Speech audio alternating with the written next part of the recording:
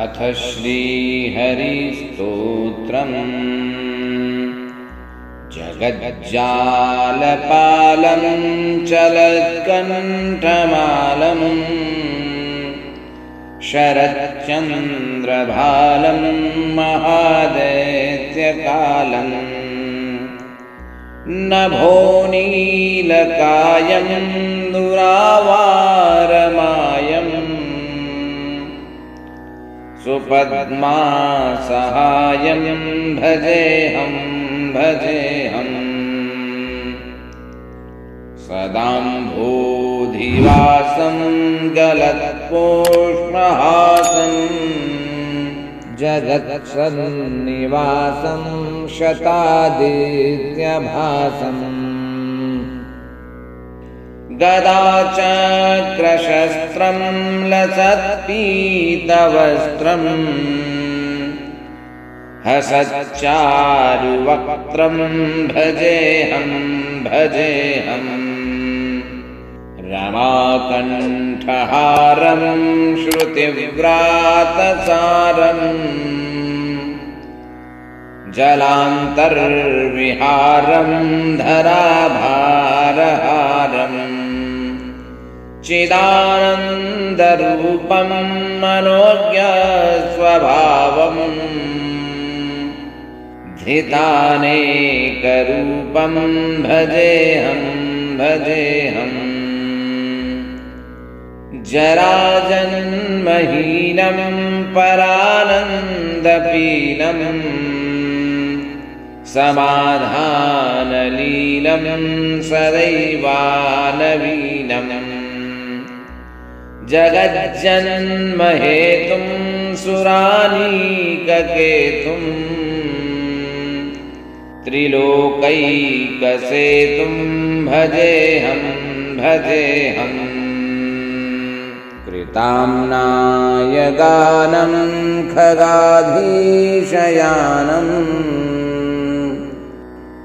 विमुक्तेर्निदानं हरारातिमानं स्वभक्तानुकूलं जगद्वृक्षमूलं निरस्तार्थशूलं भजेऽहं समस्तामरेशं द्विरेफाभकेशं जगद्विम्बलेशं हृदाकाशदेशं सदा देव्यदेहं विमुक्ताखिलेऽहं सुवैकुण्ठगेहं भजेऽहं सुरालीबलिष्ठं त्रिलोकीवरिष्ठं गुरूणां गरिष्ठं स्वरूपैकनिष्ठं सदा युद्धधीरं महावीरवीरं महाम्भोधितीरं भजेऽहं रमावामभागं तलानाग्रनागं कृताधीनयागं गतारागरागं मुनीन्द्रैः सुगीतं सुरैः सम्परीतं गुणौघैरतीतं भजेऽहम् इदं यस्तु नित्यं समाधाय चित्तं पदे दष्टकं कण्ठहारं मुरारेः स विष्णोर्विशोकं ध्रुवं व्याति लोकं जराजन्मशोकं पुनर्विन्दते नो जगज्जालपालं चलत्कण्ठमालं शरच्चन्द्रभालं महादैत्यकालं नभोनीलकायं दुरावारमायम् सुपद्मासहायं भजेऽहं भजेऽहम् सदाम्भोधिवासं गलत्पोष्महासं जगत्सन्निवासं शतादित्यभासम् गदाचक्रशस्त्रं लसत्पीतवस्त्रं हसच्चारुवक्त्रं भजेऽहं भजेऽहम् रमाकण्ठहारं श्रुतिव्रातसारम् जलान्तर्विहारं धराभारहारम् चिदानन्दरूपं मनोज्ञस्वभावम् धितानेकरूपं भजेऽहं भजेऽहम् जराजन्महीनं परानन्दपीनं समाधानलीलं सदैवानवीनम् जगज्जन्महेतुं सुरानीककेतुं त्रिलोकैकसेतुं भजेऽहं भजेऽहम् कृताम्नाय गानं खगाधीशयानम् विमुक्तेर्निदानं हरारातिमानम् स्वभक्तानुकूलं जगद्वृक्षमूलम् निरस्तार्थशूलं भजेऽहं भजेऽहम् समस्तामरेशं द्विरेफाभकेशम् जगद्विम्बलेशं हृदाकाशदेशम् सदा देव्यदेहं विमुक्ताखिलेऽहम् सुवैकुण्ठगेहं भजेऽहं भजेऽहम् सुरालीबलिष्ठं त्रिलोकीवरिष्ठम् गुरूणां गरिष्ठं स्वरूपैकनिष्ठम् सदा युद्धधीरं महावीरवीरम् महाम्भोधितीरं भजेऽहं भजेऽहम् रमावामभागं तलानाग्रनागम् कृताधीनयागं गतारागरागम् मुनीन्द्रैः सुगीतं सुरैः सम्परीतं गुणौधैरतीतं भजेऽहं भजेऽहम् इदं यस्तु नित्यं समाधाय चित्तम्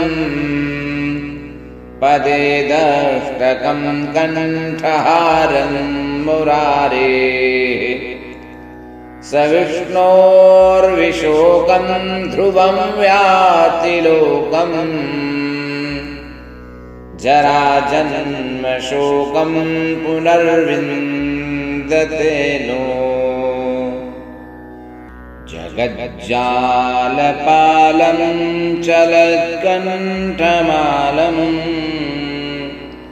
शरच्चन्द्रभालं महादैत्यकालम् नभोनीलकायं दुरावारमायम् सुपद्मासहायं भजेऽहं भजेऽहम् सदाम्भोधिवास व्यासं गलत्पोष्महासं जगत्सन्निवासं